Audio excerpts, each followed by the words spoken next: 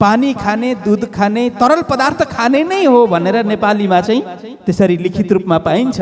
तर पिउने पनि प्रयोग गरिदो रहेछ। हुन त यो सबै संस्कृतबाट आएको शब्द हो। त्यो हुनाले तिमीले यो अमृत पान गर्यौ भने तिमी अमर हुन्छौ, तिमी कहिले पनि मर्दैनौ। तिमीलाई मर्नको भय छ कि छैन भन्दा अवश्य तिमी मर्दैनौ स्वर्गको अमृत पान गर्यौ भने। अनि हजुर जुन अमृत मलाई पिलाउन तयार हुनुहुन्छ त्यो अमृत पिए भने सुखदेवजी महाराज भन्नुहुन्छ यसले तिमीलाई अभय गराउँछ। स्वर्गको अमृतले अमरत्व प्रदान गर्छ। मसँग भएको यो भागवत कथामृत, कृष्ण कथामृतले अभयत्व प्रदान गर्दछ। स्वर्गको अमृतले तिमीलाई दीर्घजीवी बनाउँछ। मसँग भएको यो कृष्ण कथामृतले तिमीलाई दिव्यजीवी बनाउँछ। अब तिम्रो चोइस, तिमी रोजा, तिम्रो इच्छा हो के पान गर्न चाहन्छौ भन्दा राजा परीक्षित भन्छन् हजुरसँग जुन अमृत छ त्यसको अगाडि मलाई लाग्यो स्वर्गको अमृत तुच्छ छ। हाम्रो आयु त लामो भयो, दीर्घ भयो, तर दिनदिनको रोगी, दिनदिनको पीडित, दुखी भएर बाँच्यो भने के दीर्घजीवी भएको कुनै अर्थ छ त? छैन। थोरै आयु होस् तर दिव्य होस्, थोरै आयु होस् तर सार्थक होस्, अर्थपूर्ण होस्, तब न यसको महत्व बढ्छ। राजा परीक्षितले कुरो बुझिहाले। गुरुदेव मलाई हजुरसँग जुन अमृत छ त्यही नै पान गराउनुहोस्। हो, अब गएर सुखदेवजी महाराज देवताहरूलाई भन्नुहुन्छ अरे ठगियाओ, तिमीहरू ठग हौ, धूर्त हौ। कहाँ क्व सुधा क्व कथा लोके क्व काँच को मणिर महान दृष्टान्त दिनुहुन्छ। मेरो यो कथा, यो दिव्य कथा कहाँ मणिर समान छ अनि तिमीहरूसँग भएको स्वर्गको अमृत त काँच समान हो। काँच दिएर मणि लिन चाहन्छ, यो योग्य होइन। तिमीहरू अयोग्य छौ। अभक्तांस्तांस्त अभक्त जानेर न ददौस कथामृतम। अयोग्य जानेर कसले? सुखदेवजी महाराजले राजा परीक्षितलाई पिलाउन तयार यो कृष्ण कथामृत देवताहरूलाई दिनु भएन, किन देवताहरू अयोग्य छन् भनेर। सुन्दर साथजी, यस्तो दिव्य कथामृत, यस्तो दिव्य कृष्ण सुधामृत हामी पान गर्दैछौँ, हामी रसास्वादन गर्दैछौँ। सुन्दर साथजी, हामी अहोभागी छौँ। यो भागवत संहिता परमहंस संहिता हो। यसमा सर्वत्र कृष्ण गायन छ। किन यति धेरै महत्व त यो भागवतको? पछि देवता गएर ब्रह्माजीसँग शिकायत गर्छन्, हामीले भागवत कथा प्राप्त गर्न सकेनौँ, भागवत रूपी अमृत हामीले पान गर्न सकेनौँ, किन यसको यति अधिक महत्व? ब्रह्माजी भन्नुहुन्छ हेर्दै जाऊ न, के रहेछ म पनि बुझ्छु। अन्तिममा जब राजा परीक्षितको मोक्ष भयो त्यतिखेर ब्रह्माजीले पनि बुझ्नुहुन्छ ओहो यो भागवतको यति अधिक महत्व रहेछ। भनिन्छ तुलना गर्नुभयो रे, अन्य सारा शास्त्र एक तरफ अनि भागवतलाई एक तरफ राखेर तराजुमा तौलिनु भयो रे ब्रह्माजीले। तौलिदा भागवतको ओजन अधिक भयो, अन्य शास्त्रको ओजन माथि उठ्यो।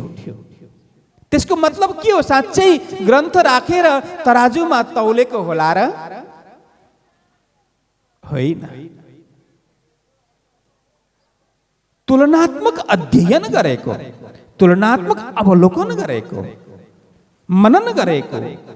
ओहो, यो भागवतमा यस्तो के रहेछ, यसको अधिक महत्त्व किन भयो भन्दा स्वयं ब्रह्माजीलाई थाहा भएछ यो अन्य साधन भन्दा अधिक श्रेष्ठ, अधिक वजनदार यो कारणले भएको रहेछ, यसमा त स्वयं पूर्ण ब्रह्म परमात्मा श्रीकृष्ण समाहित हुनुहुँदो रहेछ। त्यो कारणले केवल शक्ति होइन, स्वयं परमात्मा जहाँ विराजमान हुनुहुन्छ, त्यो कारणले अन्य साधन भन्दा, अन्य शास्त्र भन्दा भागवतको महत्व, भागवतको गरिमा, भागवतको महिमा अधिक भएको रहेछ भन्ने ब्रह्माजीले ठम्म्याउनु भएछ, निर्णय गर्नुभएछ। अनि सो निर्णय देवताहरूलाई सुनाउनु भयो अनि भन्नुभयो, तिमीहरू पनि यदि विनम्रताको साथमा, नम्रताको साथमा, विनीत भावले गएर चुपचाप बसेर आसन आफ्नो लिएर कथा श्रवण गरेको भए अवश्यमेव सुखदेव महाराज तिमीहरूलाई अमृतबाट वञ्चित गराउनु हुने थिएन। तर तिमीहरूले विनिमय गर्न चाह्यौ, व्यापार गर्न चाह्यौ, त्यो कारणले तिमीहरूलाई यो अमृत प्राप्त हुन सकेन। यसको मतलब चाहे हामी जति पढे पनि, जति ज्ञानी आफूले सम्झे पनि, जब कृष्ण कथाको प्रसङ्ग आउँछ, केही नजाने झैं, केही नबुझे झैं, मलाई केही आउँदैन, म खाली छु, यो भावले हामीले श्रवण गर्ने कोसिस गर्यौं भने मात्रै त्यसबाट रस प्रकट हुन्छ, त्यसबाट झरना फुट्छ, नै त यो हृदय शुष्कको शुष्क नै रहन्छ, पाषाणको पाषाण नै रहन्छ। त्यो कहिल्यै पनि त्यसबाट अमृत प्रकट हुन सक्दैन। हेर्नुहोस् त, शौनक आदि ऋषि सबै शास्त्रमा पारङ्गत हुनुहुन्थ्यो, यावत विद्यालय ओतप्रोत हुनुहुन्थ्यो। हजारौं वर्षसम्म जसले शास्त्र अध्ययन, मनन, पठन पाठन, एक एक विषयलाई छनौट पूर्वक, गहराई पूर्वक अध्ययन गरेका मनस्वी, तेजस्वी, ओजस्वी ऋषिगण, मुनिजन, आत्मराम, आप्तजन जब कथाको प्रसङ्ग आउँथ्यो, चुपचाप तल बसेर आफ्नो आसनमा बसेर मानो जानो केही पनि मलाई केही आउँदैन, त्यो भावले श्रवण गर्नुहुन्थ्यो। अनि मात्रै त्यो लीलामा, त्यो कथामा आनन्द प्राप्त हुँदछ। हामी पनि ध्यान मग्न भएर, हामी प्रसङ्ग थुप्रै छन्, तर आज सिधा, किनभने यो ग्रन्थ कृष्णमय हो नि, कृष्ण नै हो। समग्र शास्त्र हिजो प्रश्न के थिए भन्दा शास्त्रहरूको सार के हो, प्रथम प्रश्न थियो। समग्र शास्त्रको सार कृष्ण नै हो। वेदको सार, उपनिषदको सार, पुराणको सार, संहिताको सार, तन्त्रको सार, यावत शास्त्रहरूको सार कृष्ण नै हो। पर तोले न आवे एक ने मुख श्री कृष्ण कहन्त। जब कृष्ण शब्द मुखबाट निक्लिन्छ, अन्य सारा साधन एक तरफ, कृष्ण शब्द एक तरफ। यो केवल कृष्ण शब्द होइन, स्वयं कृष्ण। त्यो हुनाले शास्त्रको सार कृष्ण। अब कृष्णलाई पाउने साधन के त? यो जीवनलाई सहजताले, सरलताले सफल बनाउने साधन के हो भनेर अर्को प्रश्न थियो। साधन हो कृष्णको भक्ति।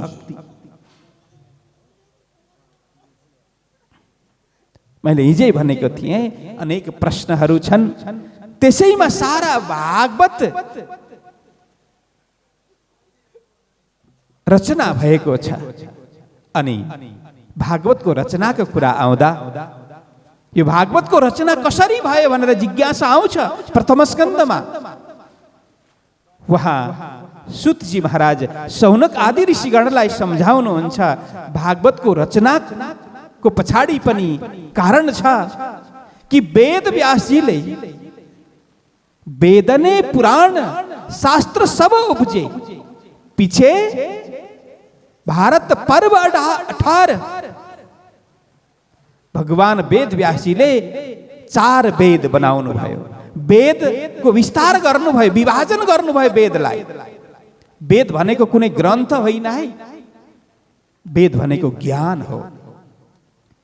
ज्ञान, ज्ञानलाई अलग अलग विभाजन गर्नुभयो, पढ्नको लागि, बुझ्नको लागि, सम्झिनको लागि सरल सहज होस् भनेर, सुगम होस् भनेर, गम्य होस् भनेर वेदको विस्तार गर्नुभयो।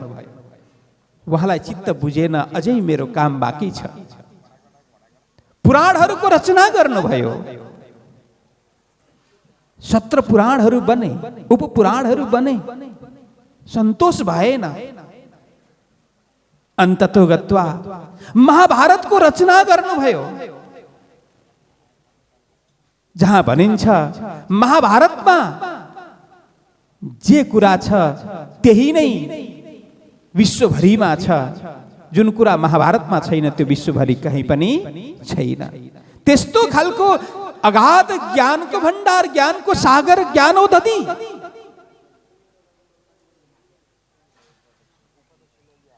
ज्ञानार्णव महाभारत रचना गर्दा पनि वेद व्यासजीलाई सन्तोष भएन अरे। अनि त्यतिखेर छटपटाहटमा, चिन्तातुरमा, व्याकुलतामा आफ्नै आश्रममा बसिरहनु भएको बेला उहाँका गुरुदेव देवर्षि नारदजी पुग्नुहुन्छ, सोध्नुहुन्छ, व्यास के हो तिम्रो अनुहारमा चिन्ताको लकीर म देख्दैछु नि, किन चिन्तित छौ? तिमीले त यत्रा कार्यहरू गर्यौ, वेदलाई विस्तार गर्यौ, पुराणहरूको रचना गर्यौ, महाभारतको रचना गर्यौ, कति ठुला ठुला कार्यहरू तिमीबाट भए, तर पनि तिमीलाई म सन्तोषजनक देखिरहेको छुइनँ। तिम्रो चेहरामा शान्ति मैले देखेको छुइनँ। तिमी केही न केही असन्तोषको अवस्थामा मैले देख्दैछु, के कारण हो भन्दा वेद व्यासजी भन्नुहुन्छ, गुरुदेव हजुर अन्तर्यामी हो, सबै कुरा हजुरलाई थाहा छ। मैले के भनिरहनु पर्ला? मेरो असन्तोषको कारण हजुरलाई थाहा छ, अब बताइदिनु पर्यो मलाई के गर्दा सन्तोष होला। देवर्षि नारदजीले पहिले जानिसक्नु भएको थियो। उहाँ भन्नुहुन्छ, व्यासजी म बिल्कुल जान्दछु तिम्रो भित्र के कुराको असन्तोष छ, कुन कुराको दुःख छ, मलाई थाहा छ। तिमीले धेरै ठुला ठुला कार्य गर्यौ, तिमीले जुन कार्यहरू गर्यौ अन्य जीवहरूको, अन्य व्यक्तिहरूको, अन्य ऋषिहरूको यो बलबुताको कार्य होइन, महान कार्य तिमीबाट भएको छ। तर जुन कुरा हुनुपर्ने, जुन कार्य गर्नुपर्ने तिमीबाट त्यो बाँकी छ। तिमीले शास्त्रहरू रचना गर्यौ, तिमी धन्यवादको पात्र हौ, तर लोक कल्याणको लागि, आत्मकल्याणको लागि, जीवको कल्याणको लागि जुन कार्य गर्नुपर्ने हो नि त्यो तिमीबाट भएको छैन। गुरुदेव मर्जी होस्, मबाट के कार्य बाँकी छ भन्दा देवर्षि नारदजी भन्नुहुन्छ, हेर तिमीले नित्य नियमका, विधि विधानका, कर्मका कुराहरू शास्त्रमा धेरै लेख्यौ, तर आत्मकल्याण त्यसबाट हुने छैन। आत्मकल्याणको लागि त एउटै उपाय छ, श्री कृष्णको भक्ति, श्री कृष्ण गुणानुवाद, श्री कृष्ण चरित्रमा आफ्नो चित्तलाई लगाउने, श्री कृष्ण भजनमा मस्त बन्ने यही एउटा उपाय हो। आत्मकल्याणको लागि तिमीले यो कार्य गरेकै छैन। जहाँ कृष्ण चरित्रको गायन हुँदैन, कृष्णको गुणानुवाद हुँदैन, त्यस्तो स्थलमा परमहंसजन रमाउने गर्दैनन्, परमहंसजन त्यसमा आनन्दित हुँदैनन्। अन्य वृथा कथा कहानीबाट परमहंसजनलाई शान्ति हुँदैन, आनन्द मिल्दैन। परमहंसजन आफ्नो परमात्मा, आफ्ना स्वामी, आफ्ना मालिकको गुणानुवाद सुन्न चाहन्छन्, सुनाउन चाहन्छन्। मौका मिले सुन्ने, मौका मिले सुनाउने। कोही सुन्न तयार छ, सुनाउने आउँछ भने आफूभन्दा ज्यादा आउने छ, अथवा त सुनाउन कोही तयार छ भने आफूलाई आए पनि प्रेमसँग श्रवण गर्ने। जब प्रेम हुन्छ नि, मेरोपन हुन्छ, आफ्नोपन हुन्छ नि, तब मात्रै बार बार बार बार लगातार निरन्तर सुन्दा पनि त्यो कहिल्यै हामी अगाउँदैनौँ। जस्तो जस्तो हाम्रो घरको कोही सदस्य, छोरा छोरी कोही पनि विदेश गएका छन्, विदेश गएका छन्। निकै समयपछि पत्र आयो, चिठी आयो, हामीले चिठी पढ्यौं। अहिले त चिठीको समय छैन, तर पनि त्यो इमेजिन हामी गर्न सक्छौं। चिठीको समय जब थियो, कति प्रेमसँग हामी चिठी पढ्छौं हैन? आफ्नो परिवारको जब चिठी मिल्छ नि, कति प्रेमसँग पढ्छौं, एक एक शब्द दोहोऱ्याई दोहोऱ्याई पढ्छौं। अनि एक बार पढ्यौं, राख्यौं, अनेक कामहरू गर्न थाल्यौं, फेरि बेलुका फेरि याद आयो, फेरि चिठी पढ्न थाल्छौं। भोलिपल्ट फेरि चिठी पढ्छौं। हामी भन्दैनौँ यो त हिजै पढेको चिठी भन्छौं त, कतिचोटि पढ्छौं। अब अर्को दृष्टान्त, हाम्रो घरको सदस्य, आफ्नो व्यक्ति जसलाई हामी आफ्नो भन्छौं, अत्यन्त प्रगाढ प्रेम, प्रगाढ सम्बन्ध जोसँग छ, त्यस्तो व्यक्तिले कुनै उन्नति गर्यो, प्रगति गर्यो, कुनै केही अचिभमेन्ट गर्यो, अब हो त्यस्तो व्यक्ति, आफ्नो घरको सदस्य, उसको विषयमा हामीले सुनिसकेका छौं। तर गाउँले कोही आएर, ओल्लो घर पल्लो घरको कोही व्यक्ति आएर हाम्रो सदस्यको कसैले गुणानुवाद गर्यो भने, प्रशंसा गर्यो भने हामी कहिल्यै भन्छौं त यो हामीले सुनिसकेको कुरा हो भन्छौं त? कहिल्यै पनि नजानेको झैं गरेर, थाहा नभएको झैं गरेर हामी कति उत्साहित भएर, उत्कण्ठित भएर हामी श्रवण गर्छौं, सुन्छौं नि उनीहरूको कुरा, हैन? पेपरमा पनि आइसकेको छ, अनेकबाट सुनिसकेका छौं, तर पनि अरूले सुनाउँदा चास राखेर, चाह राखेर हामी सुन्छौं कि सुन्दैनौं? किन सुन्छौं भने ऊ मेरो हो नि त, हाम्रो घरको सदस्य, उसको प्रगति, उसको कहानी, उसको उन्नति, उसको अभ्युदय, उसको उत्कर्ष हामीलाई सुन्न रुचि लाग्छ नि, रुचि जाग्छ नि, हैन? किन मेरो आफ्नो हो, हाम्रो हो। त्यस्तै यदि कृष्णलाई म मेरो माने भने, मैले हजुरले आफ्नो मान्नु भयो भने जति सुने पनि सुनौ सुनौ लाग्छ, जति सुने पनि कहिले नसुनेको जस्तो लाग्छ। किनभने प्रेम छ नि त, प्रेम भयो भने बार बार लगातार सुन्दा पनि अझै सुनौ, अझै सुनौ, अझै पुगेको छैन, अझै पुगेको छैन भन्ने भाव जाग्छ। सुन्दर साथी,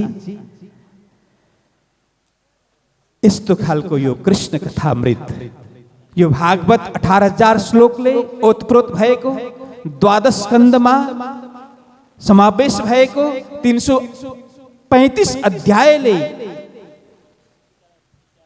बाँधिएको। मैले पहिल्यै भने यो एक वट वृक्ष हो, कल्प वृक्ष हो, कल्पद्रुम हो। यसका 12 शाखाहरू छन्, 335 उपशाखाहरू छन्, 18,000 पत्रहरू छन्, अनन्त यसका रेसाहरू छन्, अनन्त फुलहरू छन् र यसको फल भनेको एउटै हो। के हो फल? यो भागवतको फल के हो? वेदने पुराण शास्त्र सब उपजे पीछे, भारत पर्व 18 दाजन मिटी तिन व्यास की पिछे उदयो भागवत सार। अनेक कार्य गर्दा पनि उहाँको चित्त शान्ति भएन।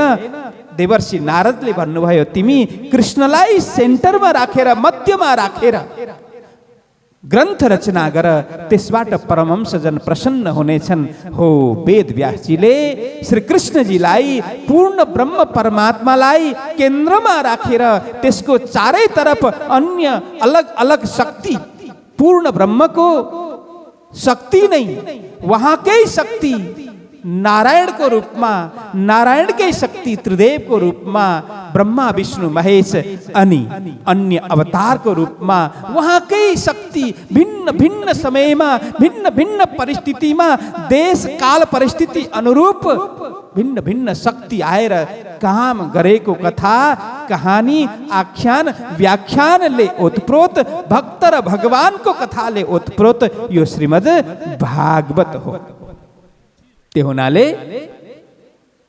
मूलमा कृष्ण, मूलमा कृष्ण हुनुहुन्छ। त्यही भएर आज हामी कृष्ण प्राकट्यको आनन्द लिनेछौँ। सुन्दर साथी, अब वेदव्यासजीलाई जुन उपदेश गर्नुभयो नि देवर्षि नारदजीले, जबसम्म तिमी कृष्णलाई केन्द्रमा राखेर कार्य गर्दैनौ, तिम्रो चित्त शुद्धि कहिल्यै पनि हुँदैन, तृष्णा मेटिँदैन भनेर उहाँले भन्नुभयो। सो अनुरूप एक भजन हामी म दीपक केसीजीलाई अनुरोध गर्दछु। जो तू मिटाना चाहे जीवन की तृष्णा। यदि हामीले पनि आफ्नो जीवनमा अन्य तृष्णाहरूलाई मेटाएर केवल तृष्णा बाँकी रहोस् त कृष्ण प्राप्तिको तृष्णा, यो भावले हामी यो भजन श्रवण गरौँ। हाम्रो जीवनको पनि तृष्णा, अन्य तृष्णा क्षीण हुन्छन् र कृष्ण प्राप्तिको प्यास हामी भित्र जाग्छ। यो भावको साथमा भजन श्रवण गरौँ। तू मिटाना चाहे जीवन की तृष्णा, सुबह शाम बोल वंदे कृष्ण कृष्ण कृष्णा। सुबह शाम बोल वंदे कृष्ण कृष्ण कृष्णा। जो तू मिटाना चाहे जीवन की तृष्णा, जो तू मिटाना चाहे जीवन की तृष्णा। सुबह शाम बोल वंदे कृष्ण कृष्ण कृष्णा। सुबह शाम बोल वंदे कृष्ण कृष्ण कृष्णा।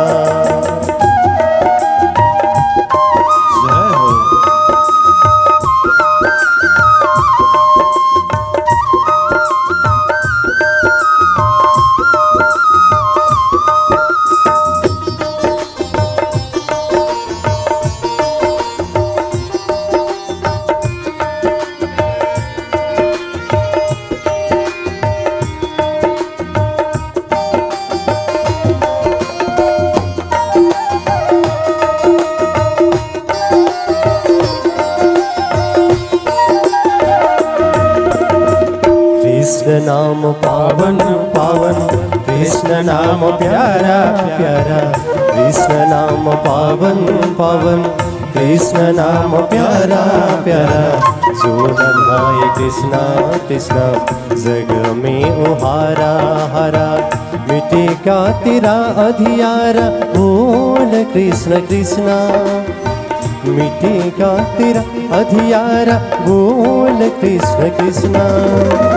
सुबह शाम बोल वंदे कृष्ण कृष्ण कृष्णा। सुबह शाम बोल वंदे कृष्ण कृष्ण कृष्णा।